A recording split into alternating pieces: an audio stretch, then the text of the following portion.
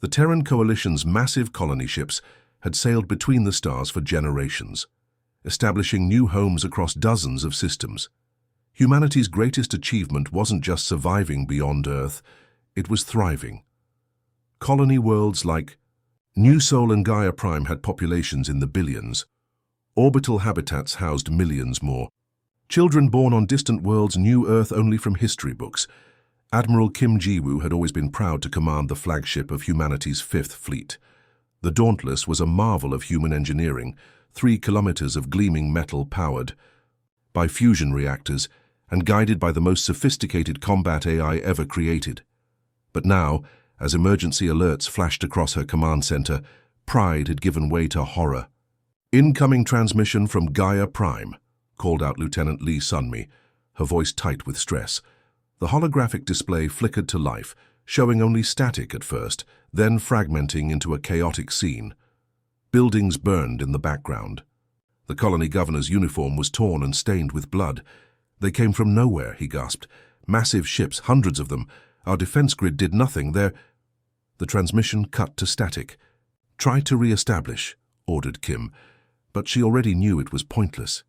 Commander Park Do-yoon approached with a tablet showing tactical displays. His normally confident face had turned ashen.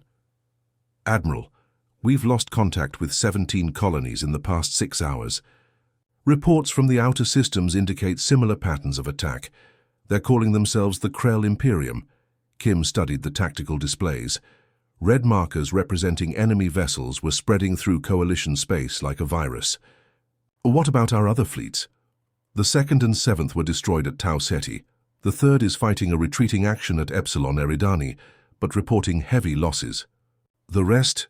Park's voice faltered. "We don't know." The ship's AI, Athena, spoke through the command center speakers. "Admiral, I've analyzed the enemy attack patterns. They appear to be using weapons that directly target our defensive algorithms. Our shields are adapting, but each adaptation is countered within minutes." Kim had never heard uncertainty in the AI's voice before. That frightened her more than anything. "Bring us to battle stations," she ordered, "and prepare jump coordinates for multiple contacts emerging from hyperspace," shouted the sensor officer. The view screen filled with nightmare shapes, massive. Vessels that seemed to blend metal with something organic. They moved with impossible grace for their size, tentacle-like appendages writhing along their hulls. Energy built up along those appendages, crackling with power. Evasive maneuvers. Kim shouted. The Dauntless shuddered as its engines pushed it into a desperate turn. But the Krell weapons found their mark anyway. Not energy beams or missiles, but something else. Tendrils of light that seemed to crawl across the hull, seeking. "Weak points, they're hacking our systems," reported the operations officer. "Athena is trying to counteract, but throughout the ship, systems began failing." Lights flickered. Defense turrets went silent. Across the fleet, other human vessels suffered the same fate. "Admiral," Park said quietly, showing her another display. "Long-range sensors are picking up a massive Krell force heading toward Earth. They've already broken through the outer system defenses." Lieutenant Lee approached with another report. "Admiral, we've lost contact with the Proxima Centauri defense fleet. They were our last line between the Krell and Earth." The command center fell silent. Everyone knew what that meant. Earth, humanity's cradle, was now virtually defenseless.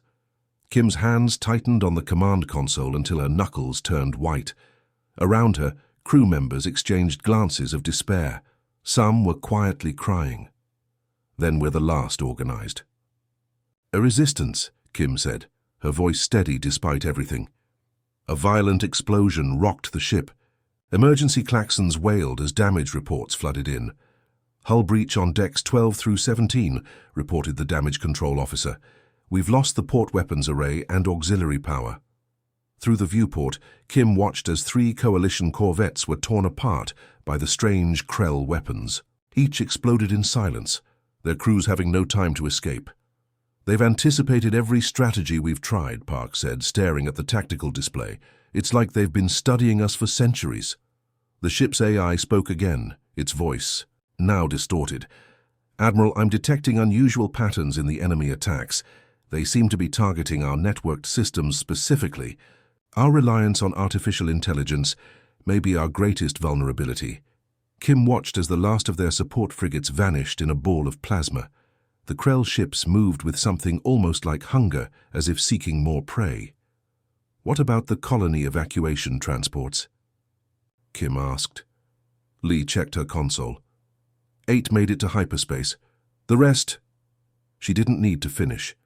Another hit rocked the Dauntless. Power failed throughout sections of the ship.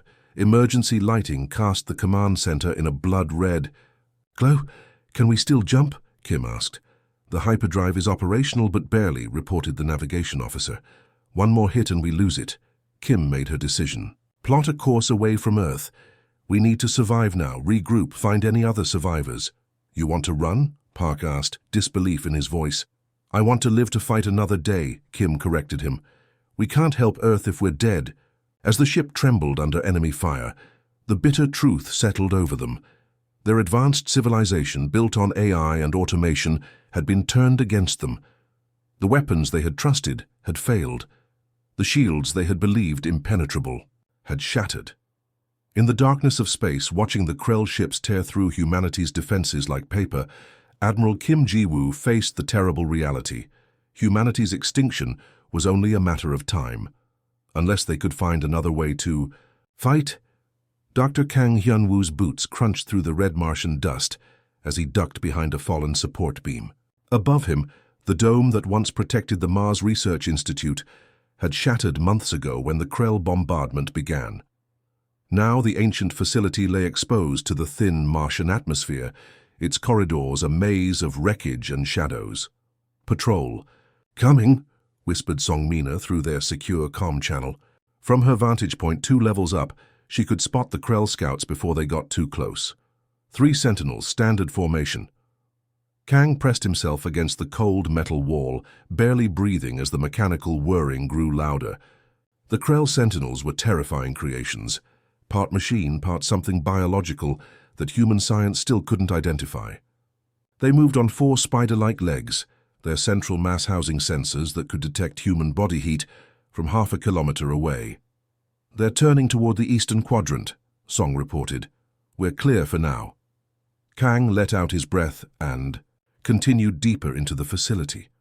3 months of hiding among the ruins of humanity's first extraterrestrial colony had worn him down.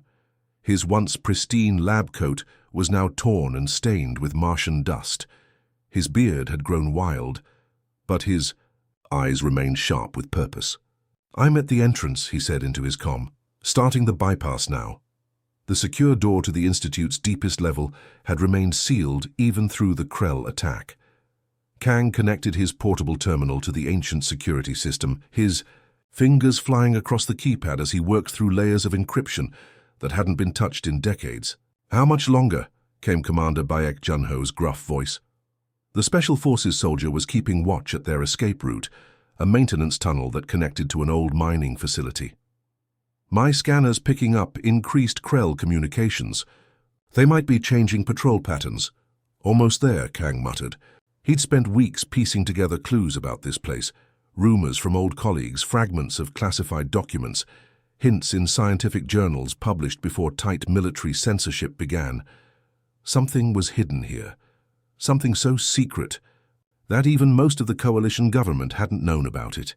The terminal beeped, and the massive door slid open with a groan of protest.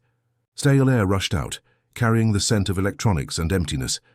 "I'm in," Kang reported, slipping through the doorway into darkness. His light revealed a vast circular chamber filled with ancient servers and monitoring equipment. At the center stood a single terminal, still powered by emergency systems that had kicked in when the main power failed. Kang approached it reverently. This might be humanity's last hope, if his theory was correct. The screen flickered to life at his touch. A simple prompt appeared. Authorization required. Kang typed in the code he'd pieced together from fragments of classified files, the birth date of the project's founder, followed by the atomic number of lazurite, the blue stone that had given the project its name. The screen changed, displaying a single word, Lazarus. "I found it," he breathed into his comm. "It's real." "What's real?" Song asked, maintaining her watchful position. Kang began accessing files, his eyes widening as he read. Project Lazarus, started in 2127, abandoned in 2151 for ethical concerns. It was... My God, they did it. They actually did it. Did what? Beck demanded. Stop with the suspense, Doctor. What are we risking our lives for? Kang could barely contain his excitement as he explained. They found a way to preserve human consciousness, not just memories or personality imprints, but complete consciousness transfers. They selected the greatest warriors and military minds from throughout human history, using DNA samples from tombs and battlefields, historical records, everything they could find. They reconstructed them, down to the neural pathways. You're saying they made copies of dead people? Song asked, disbelief evident in her voice. Not copies, Kang corrected. The science is complicated, but it involves quantum entanglement across time. They didn't just copy these warriors. They pulled their actual consciousness forward, preserving everything that made them who they were, their experience, their instincts, their fighting spirit. He scrolled through the database, names flashing. Fayafi, ancient generals, guerrilla fighters, special forces operatives, the greatest military minds humanity ever produced, all preserved, ready to be awakened. Why would they abandon something like that? Beck asked. Kang continued reading. Ethical concerns, questions about autonomy and consent, political pressure. The project leaders believed these warriors should only be awakened in humanity's darkest hour, when extinction was the alternative. He looked up from the screen. Like now. A sudden explosion rocked the facility. Dust and debris rained down from above. They've found us, Song shouted. Krell dropships approaching from the north. Doctor, we need to move, Beck urged. Whatever. You found, download it and let's go. Kang shook his head. It's not that simple. This isn't just information, it's a location. The warriors themselves are stored in a quantum vault deep beneath the Antarctic ice on Earth. The facility is called the Tomb of Heroes. Earth? Song's voice rose in disbelief.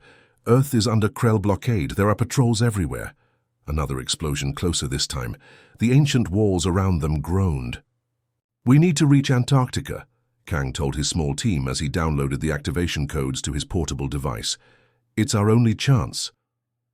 Minutes later, they reunited at their hidden shuttle, a small coalition scout vessel that Song had modified to mask its engine signature. As they strapped in, a Krell patrol ship soared overhead, its searchlight sweeping the Martian landscape. Song's hands danced over the controls, powering up the engines with minimal energy signatures. Even if we get off Mars without being detected, how exactly do you plan to break through the Krell blockade around Earth? Commander Baek Junho checked his weapon, one of the few pulse rifles still effective against Krell armor. His face, scarred from countless battles, showed clear doubt.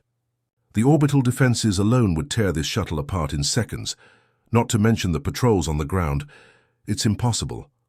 Kang looked at his companions. Song Mina, once the Coalition's most decorated pilot before she'd lost her family, when the Krell destroyed the Ganymede colonies, and Commander Baek, whose Special Forces team had been annihilated trying to defend New Seoul. Both had lost everything. Both had nothing left but the fight. The Lazarus warriors faced impossible odds too, Kang said quietly. That's why they were chosen. They never gave up, even when defeat seemed certain. Outside, the whine of Krell sensors grew louder. They had minutes, perhaps seconds, before they were discovered. If we don't try, Kang continued, meeting each of their eyes, humanity ends with us. Every colony world, every child, every piece of art and music and literature, everything we ever were or could be, it all dies forever.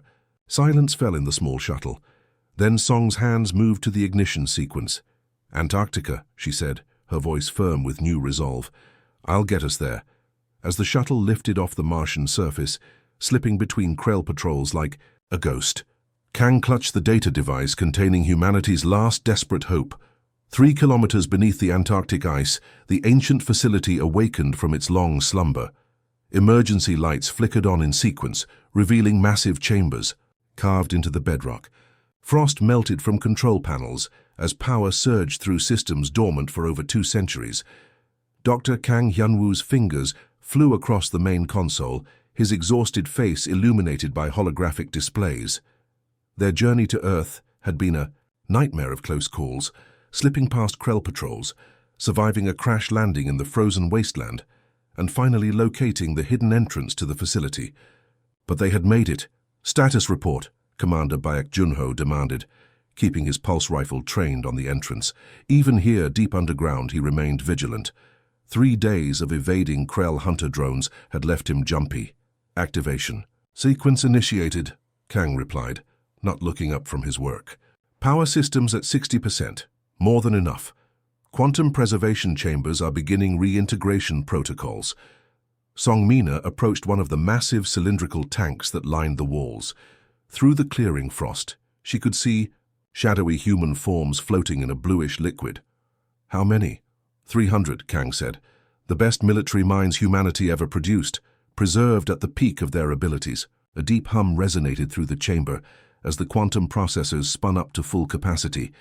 The liquid in the tanks began to drain, and medical systems whirred to life. "Wait," Song said suddenly, pressing her hand against the glass of the nearest tank.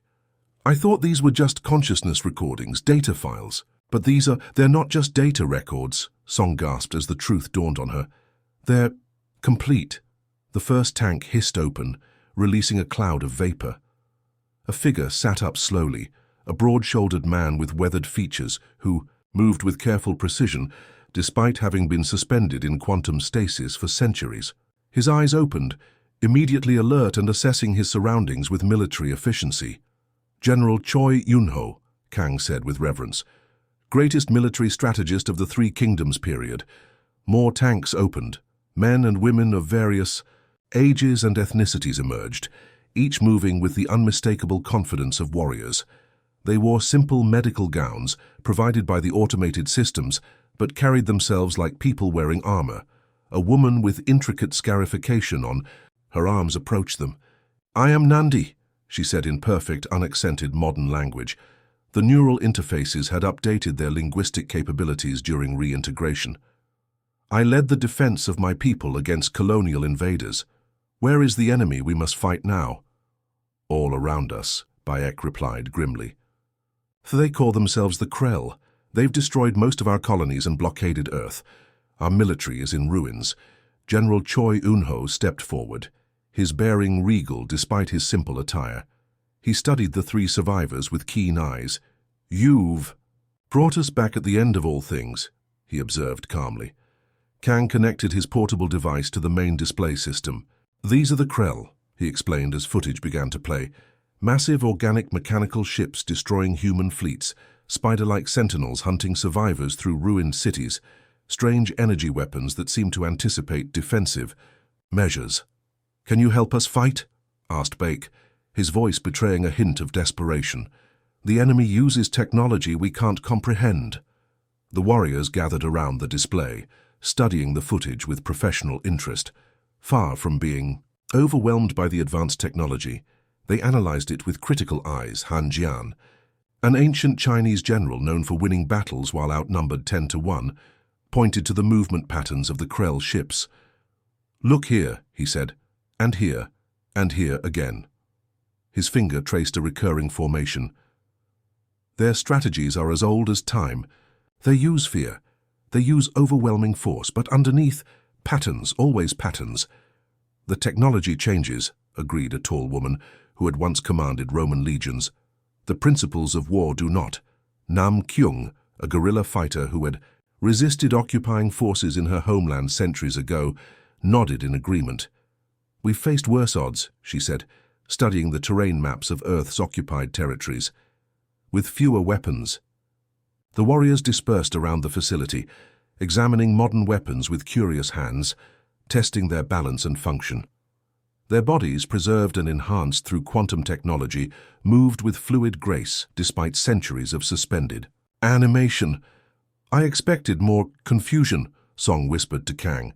"They seem completely unfazed by all of this."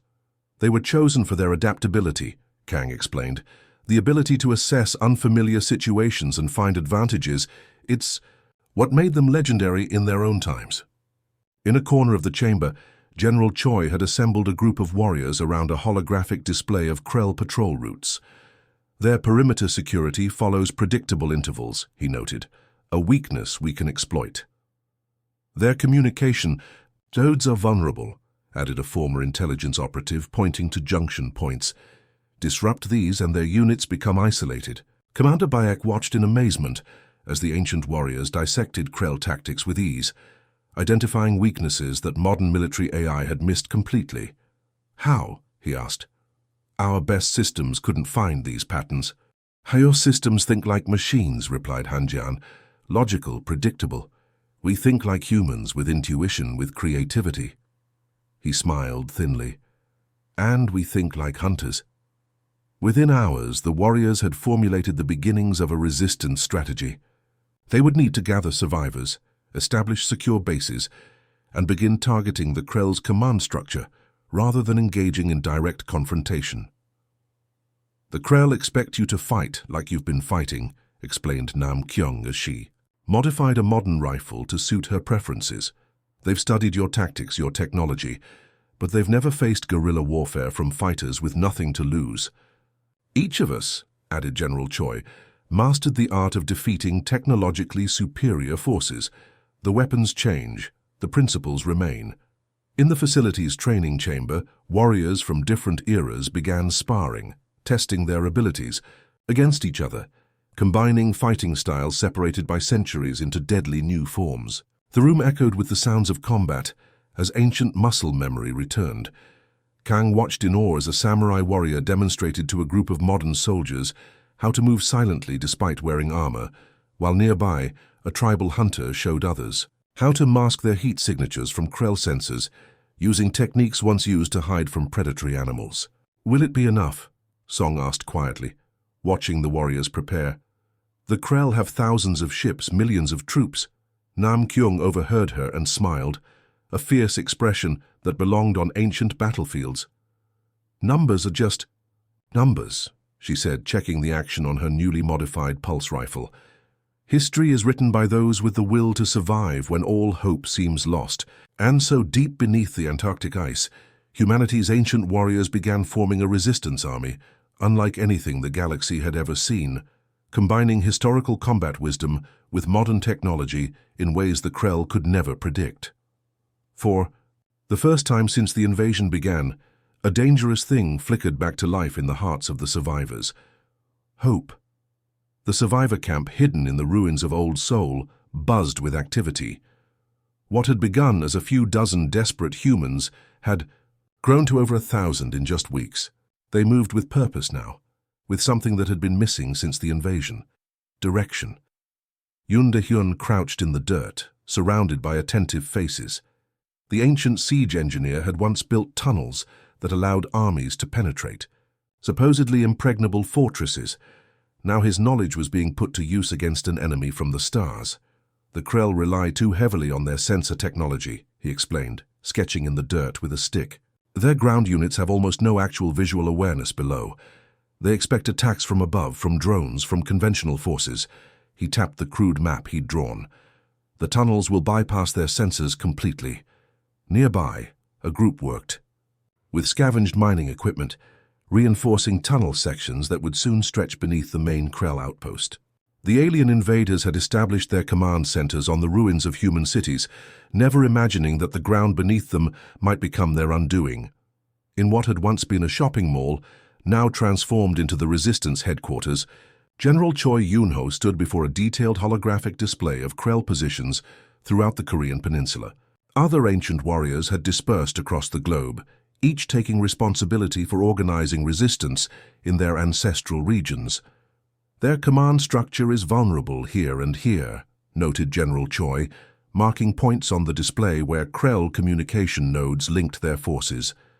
They expect attacks from the front, following modern military doctrine.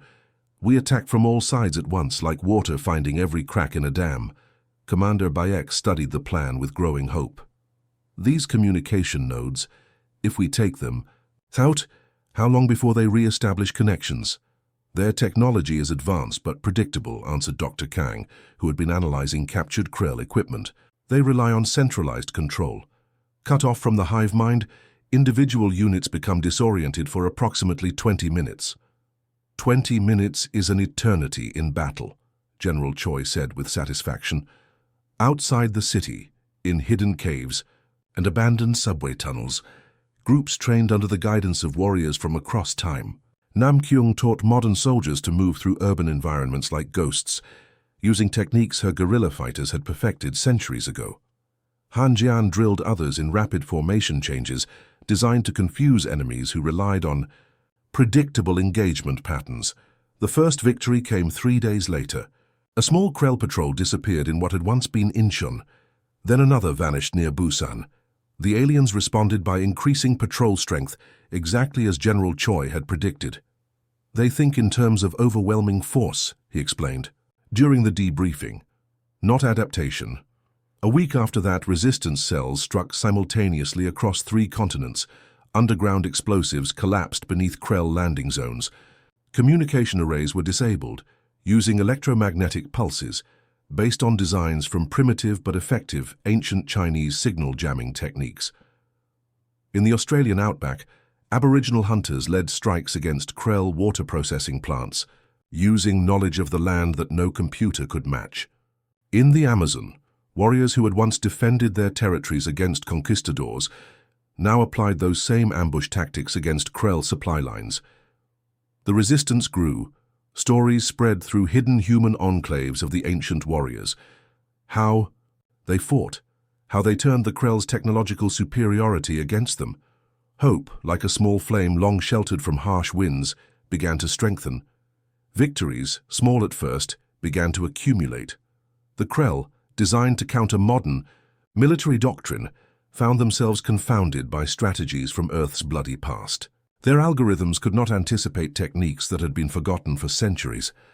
Aboard the damaged coalition vessel Dauntless, drifting in the rings of Saturn, where the dense particles helped mask its signature, Admiral Kim Ji-woo received an encrypted transmission on a frequency that hadn't been used since the early days of space exploration. "Admiral," called her communications officer, "you need to see this." The message was short. "Come home. The old ways still work." Lieutenant Lee Sun-mi studied the authentication code. "It's genuine, using an old coalition emergency protocol. But I don't understand the reference to old ways." Admiral Kim's eyes widened as she recalled rumors of a classified project from her academy days.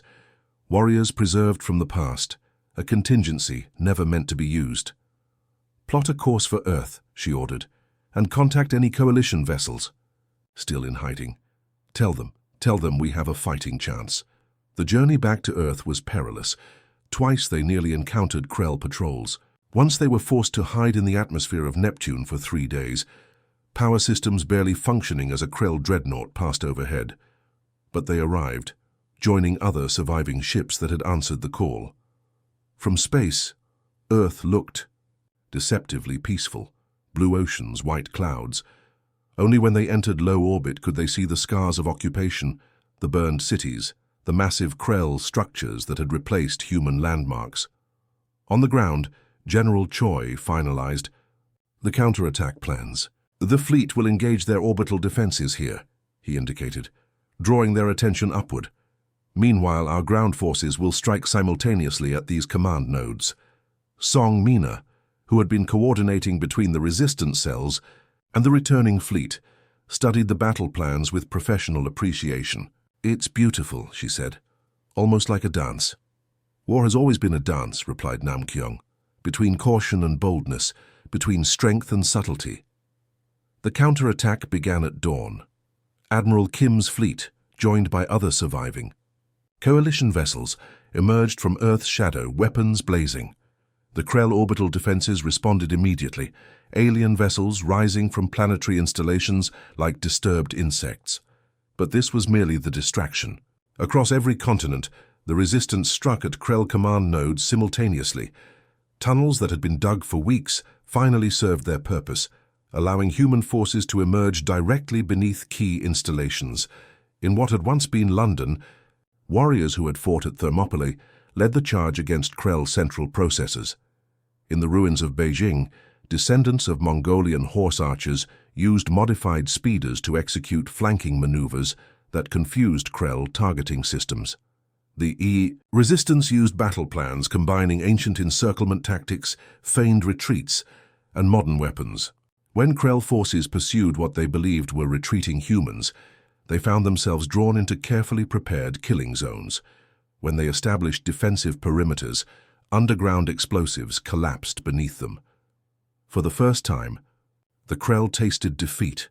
Their losses mounted. Their perfect coordination faltered as command nodes went dark.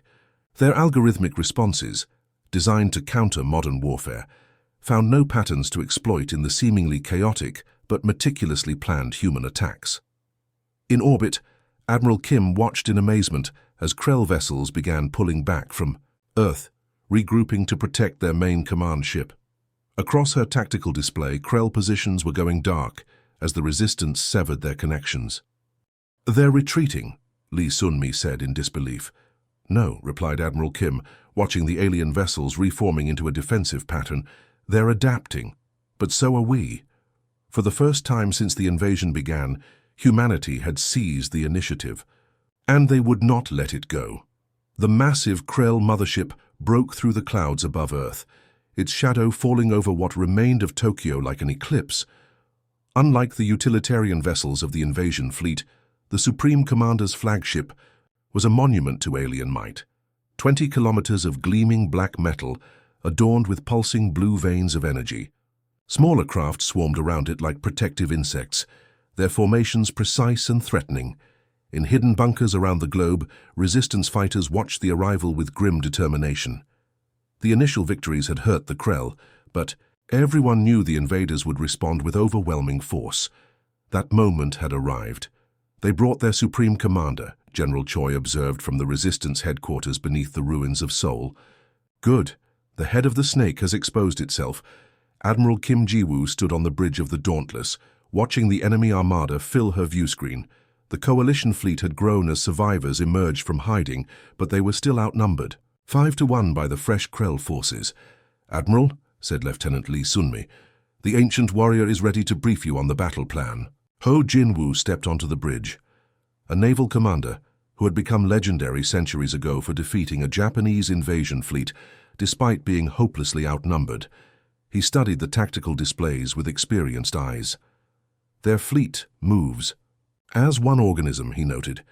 "Perfect coordination, but utterly predictable to those who understand naval warfare's eternal principles." He manipulated the holographic display, illustrating his strategy. "We will not match their firepower. Instead, we create the illusion of weakness here, drawing their forces into this narrow engagement envelope. When they commit, our hidden vessels will strike from these 3 vectors." Admiral Kim studied the plan with growing admiration. "They'll never expect us to divide our forces when so outnumbered, because their algorithms calculate based on force maximization," Oh Jin-woo agreed. "They cannot conceive of deliberately appearing weak to become strong." On the ground, final preparations accelerated. Ryu Seojin, once a master of fortress sieges, now commanded the orbital strike teams. His forces had modified coalition defense satellites, turning them into weapons that could target the Krell flagship when its shields inevitably adjusted to counter the space battle. "Remember," he told his teams, "timing must be perfect. Too early and they'll adapt. Too late and Admiral Kim's fleet will be destroyed." Im Tae-hyun, a guerrilla tactician from Korea's troubled past, coordinated the ground forces that would strike at the Krell landing zones. Under his direction, ancient ambush techniques merged with modern weapons technology, creating killing fields where the Krell ground forces would be channeled. The battle began at dawn. The coalition fleet engaged the Krell armada in high orbit, appearing to commit all their forces in a desperate frontal assault. The Krell responded predictably, their superior numbers pressing forward to crush the human vessels. "They're taking the bait," Admiral Kim said as her ship shuddered under enemy fire. "Shield status, 30% and falling," reported Commander Park. "We can't take much more of this." "Hold position," she ordered. "Wait for Oh Jin-woo's signal." On the tactical display, the Krell fleet continued to advance, focusing all their attention on the seemingly suicidal human forces before them.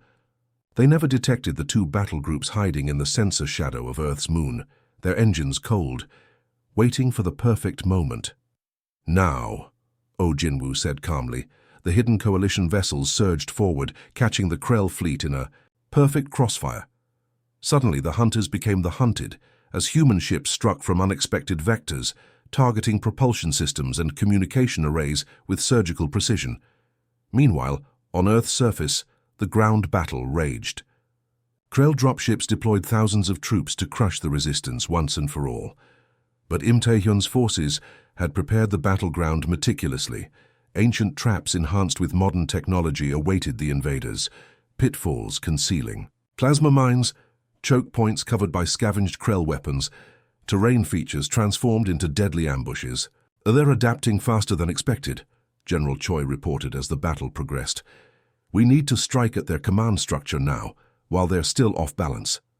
The decisive moment came when Ryu Seojin's orbital strike teams activated their captured satellites. Beams of concentrated energy sliced through the Krell flagship's overtaxed shields, creating a momentary vulnerability. Boarding teams, launch now, Admiral Kim ordered. Small agile vessels shot toward the damaged section of the Krell mothership. Among them was a specially modified shuttle carrying the strike team that would penetrate to the command center, a team led by Jin Woo-jin, an ancient warrior known for infiltrating enemy strongholds, and Kwon Min-ji, a modern special forces soldier with intimate knowledge of Krell ship layouts. Remember, Jin told his team as their shuttle dodged through the chaotic space battle, once inside we move like shadows, no unnecessary engagement. They crashed more than landed in a damaged hangar bay, fighting their way through confused Krell defenders. The aliens, accustomed to fighting organized military units, were unprepared for the strike team's fluid, unpredictable movement patterns, techniques perfected for infiltrating castles centuries before spacecraft existed. Level by level, they fought deeper into the massive vessel. Jin Woo-jin's ancient blade, now enhanced with vibration technology that could penetrate Krell armor, moved in blurring arcs. Kwon Min-ji's more modern weapons provided covering fire as they advanced toward the command center. This architecture, Jin observed during a brief respite, reminds me of the Emperor's Forbidden Palace, all designed to intimidate, to make one feel small. The powerful always make the same mistakes. The command center doors loomed before them, massive portals inscribed with symbols of Krell dominance over 100 conquered worlds. With their final breaching charges, the team blasted through.